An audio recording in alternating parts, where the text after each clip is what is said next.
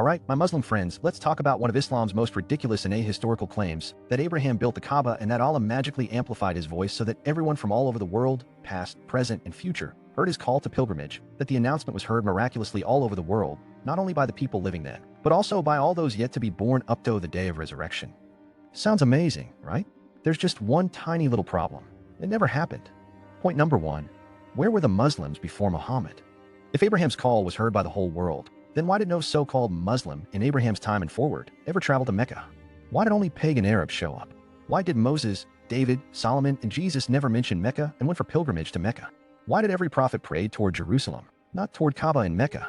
If Allah truly broadcasted Abraham's voice, how come there's no record of anyone outside Arabia responding? Why even the Quran does not explicitly mention Abraham making a pilgrimage to Mecca in the following years after building the Kaaba? It seems Abraham forgot about the Kaaba he built. The answer is obvious. Because Mecca had zero religious importance before Islam. The entire claim is a later Islamic fabrication to make Mecca seem important.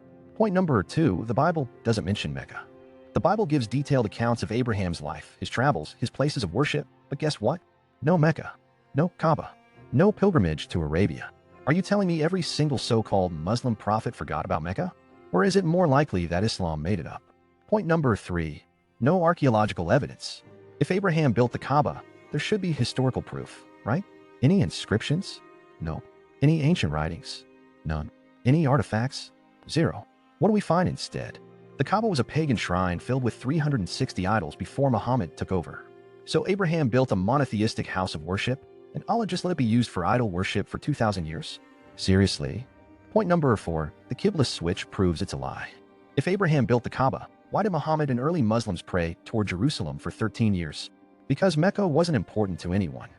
Then, suddenly in 624 AD, Muhammad changed the Qibla to Mecca because he needed political control.